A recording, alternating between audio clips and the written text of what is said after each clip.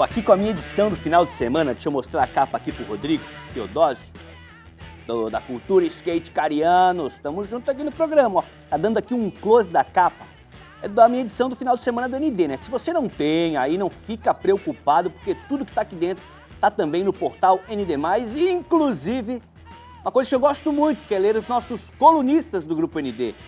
Já falei como é que eu faço, né? Começo com o Fábio Machado, daí eu vou pro Cacau pra ver se tem alguma coisa aí do High Society, depois eu vou no Prates, dou uma passadinha aqui no... dou aquela geral, mas eu queria mesmo era ler o horóscopo de Sagitário pro nosso querido Badá, né? Que engraçado, como bate às vezes muito certo, olha só. De vez em quando dá uma saudade de um tempo que nunca existiu, mas que a alma imagina ser conhecido. Procure tomar isso como uma inspiração para aqui e agora fazer algo interessante com essa imaginação. É aqui e é agora, Badá. Não é depois, é agora. Fazer o seguinte, enquanto eu faço, enquanto o Badá reflete, e eu também, Drica, salva a gente aí, conta tudo que aconteceu no norte do estado com o Joinville. Boa tarde, Mancha. Boa tarde, pessoal do Clube da Bola. E aqui em Joinville o clima é de bastidores, né? Já que o Joinville não joga mais esse ano, volta a campo somente lá no dia 10 de janeiro para disputar a Copa Santa Catarina, mas nos bastidores a coisa tem se movimentado aqui no norte do estado. A gente falou na semana passada a respeito da eleição para a presidência e para a diretoria do GEC para o próximo biênio. Ela aconteceu na última quarta-feira e o novo presidente do GEC é Charles Fischer, uma figura muito conhecida da torcida tricolor, narrava jogos importantes do Joinville, era diretor de comunicação, diretor de comunicação nesse último ano e foi eleito depois de 12 anos, Mancha. Fazia 12 anos que o torcedor joinvilense não tinha a oportunidade de escolher seu presidente e teve nessa última semana e escolheu Charles Fischer. O oponente, D'Artagnan Oliveira, volta para a presidência do Conselho Deliberativo do clube e as coisas começam a se encaixar e se planejar para a próxima temporada. Com isso, com o presidente definido, a diretoria deve ser anunciada completa nessa próxima semana, as coisas começam a se desenhar. Entre eles, a saída de 7 atletas do GEC foi anunciada ontem, na sexta-feira. Entre esses 7 atletas estão o Renan Guedes, que era o lateral titular dessa Série D. Ele pediu a rescisão do contrato. Amigavelmente, as duas partes decidiram que o contrato não continuaria. A gente volta na próxima semana para falar aí as novidades dos bastidores do GEC. Teremos, muito provavelmente, o nome do técnico que vai ter novamente a missão de levar esse Joinville aí ao acesso à Série C e também novos nomes que podem surgir de contratações para o time que volta a campo no dia 10 de janeiro. Parece muito tempo, mas quando a gente tem aí Natal e Ano Novo nesse meio tempo, o tempo corre muito rápido e a torcida precisa saber o que vai acontecer com o Joinville no próximo ano. Bom final de semana a todos, boa sorte aos catarinenses que entram em campo nesse final de semana e até semana que vem. Valeu demais, Drica. Deixa eu dar um pulinho só em Blumenau. O Emerson, que acompanhou grandes jogos no Ernestão, na Arena. Legal, né, cara, ver o Joinville se reorganizando para voltar, né? A gente brinca dos 5 grandes, daí tem o 6º, que é o Brusque, entrando com força e tal. E o Joinville realmente, a exemplo do Criciúma, tem deixado a desejar aí nos últimos anos, né? Muitos altos e baixos, né, Emerson? O Joinville sempre foi um gigante, uma referência em Santa Catarina, ganhou tudo ali na década de 80, final de 70, é um clube grande que caiu, está se levantando aos poucos, não é fácil essa retomada de crescimento, boa sorte aí ao Charles Fischer a partir de agora. O Joinville não conseguiu a classificação para a próxima fase, assim como o Tubarão na D, só o Marcelo Dias. E o Marcelo sabe que não vai ser fácil buscar esse acesso, é difícil. O Joinville tentou nessa reconstrução, não seria de uma hora para outra que conseguiria avançar e subir de divisão. É um caminho realmente longo, persistente, que precisa, nessa hora, viu, Mancha, de apoio de todo mundo para o GEC voltar a ser grande. Tá na primeira divisão do futebol catarinense, há tempos, é verdade, mas a nível nacional, o GEC também já foi muito grande e tem de voltar. Afinal, ele representa a maior cidade de Santa Catarina. É semelhante para o Semensat, lá no sul do estado, né? Claro que a gente cresceu, eu cresci vendo aquele GEC que derrubava os adversários, sabia que ia enfrentar o GEC aqui já sabia que era complicado. E com o Criciúma também, fizeram grandes clássicos, grandes encontros na década de 80, na década de 90. Joinville e Criciúma, né, Semensati? Ah, sim, né? Até nos anos 2000, né? A rivalidade aqui é muito grande. Eu me lembro uma vez que aqui no Heriberto Wilson mesmo, teve um Joinville e Criciúma, Joinville, né?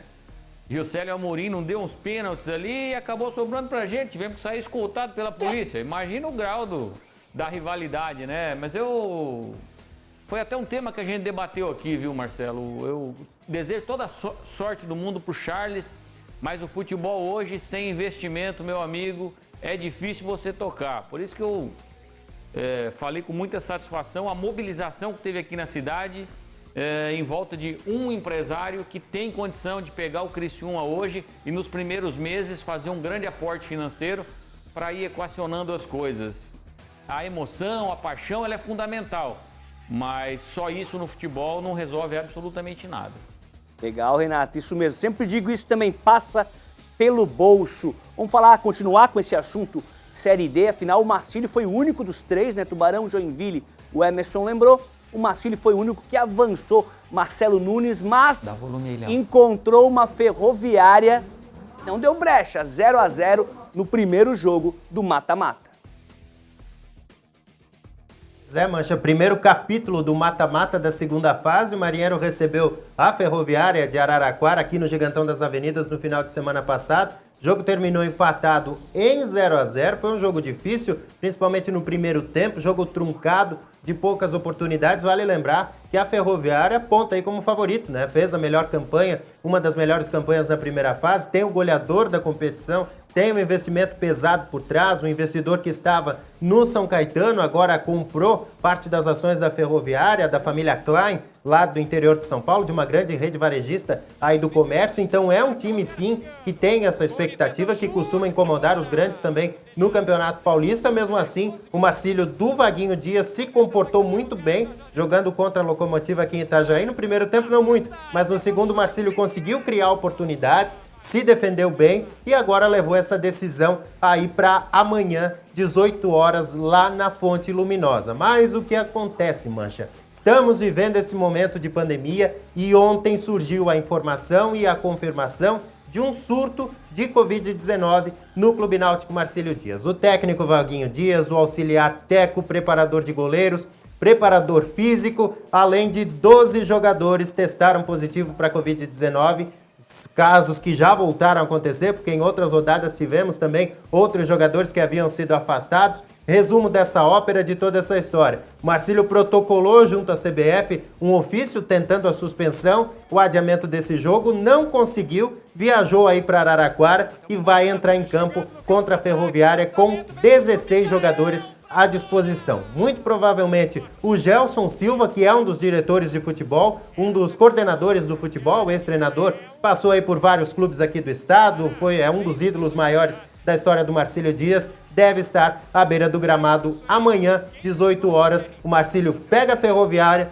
fora de casa, desfalcado de seu treinador, desfalcado de sua comissão e de vários dos seus jogadores perdidos aí nesse momento para a Covid-19. Ontem eu conversava aqui no Balanço Geral, inclusive com o vice-presidente, o Tarcísio Guedin, e realmente é aquilo. O espírito do Marcílio Dias vai ser buscar essa classificação em São Paulo, Mancha, na raça. Porque além, claro, de todas as dificuldades técnicas, financeiras, também tem essa questão da Covid-19. Com os afastamentos, a bola rola amanhã, 18 horas, lá em Araraquara. Não tem vida fácil, não tem moleza na Série D do Campeonato Brasileiro, ainda mais em anos de pandemia, viu, Mancha? Daqui a pouco o Marcelo volta para falar da Série C catarinense. A bola vai começar a rolar. Mas, Fábio Machado, pegando esse gancho do Marcelo Nunes, recebi uma mensagem, não vou achar agora, né? É muita mensagem que chega, não vou conseguir, eu estava lendo aqui no intervalo. Um torcedor do Figueirense queria fazer a pergunta para você. É verdade que o Jorginho vai poupar jogadores para o jogo de logo mais? Temos condições de poupar alguém? Era a pergunta do torcedor, vou ver se eu acho essa mensagem. Não, Mancha, não vai não. Não vai não. O Jorginho ele vai com o time titular, né? Inclusive, foi o que eu falei aqui. O Jorginho está muito feliz porque tem essa possibilidade de ter montado um time titular, de ter montado um time base, né? É evidente que se tiver alguma lesão, mas não tem nada disso. O desfalque hoje seria o alemão, mas o alemão é banco. O alemão que foi titular aí durante o campeonato inteiro, hoje ele é banco, né? Ele acabou perdendo a condição de titular, entrou no segundo tempo contra o Paraná, entrou no segundo tempo contra o Náutico, mas o Jorginho vai com força máxima, né? Não tem, o Figueirense ainda está no rebaixamento, né? É importante esclarecer isso. O Figueirense ainda precisa de 6 vitórias nessas últimas rodadas, então tem que ir com força máxima, não é hora de poupar ninguém, muito pelo contrário.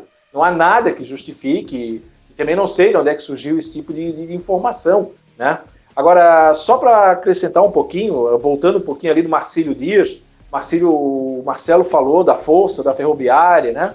A Ferroviária foi o time que eliminou o Avaí na Copa do Brasil, só para lembrar isso, né? Lá no início do ano, eliminou o Avaí, foi onde acabou demitindo lá o Augusto Inácio, acabou balançando, né, a primeira passagem do técnico português. Então é uma equipe realmente muito forte, da força do interior paulista, e que merece aí todo o cuidado aí do time do Marcílio Dias, com todas essas limitações.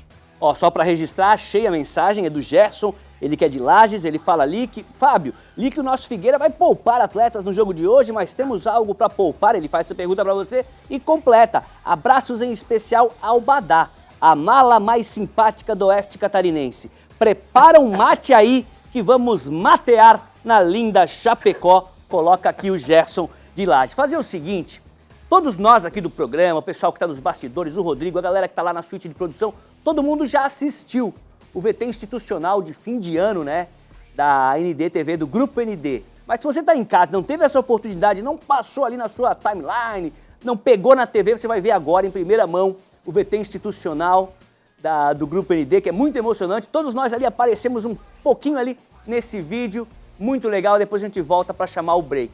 Segura aí, quero ver. Talvez você nunca tenha visto o Polito brincando com os filhos, ou o Moacir Pereira cuidando do jardim, a Marta assistindo um filme, o Cacau e seu lado avô. Também não deve ter visto o Prates preparando um chimarrão, e nem o Paulo Alceu na padaria. Mais do que notícias, o que nos conecta a você são as coisas simples da vida. Porque antes de sermos jornalistas, apresentadores, câmeras, editores, nós somos humanos. E cada vez que entramos na sua casa, entra junto a nossa alma. Os lugares por onde passamos, as pessoas que amamos, os nossos medos, a nossa coragem, os nossos defeitos e as nossas virtudes, nossas angústias e também nossas alegrias. E é isso que faz cada encontro com você ser tão bom, tão verdadeiro e tão humano. Informação, notícias, entretenimento, sim, esse é o nosso trabalho. Mas a nossa matéria-prima é a vida.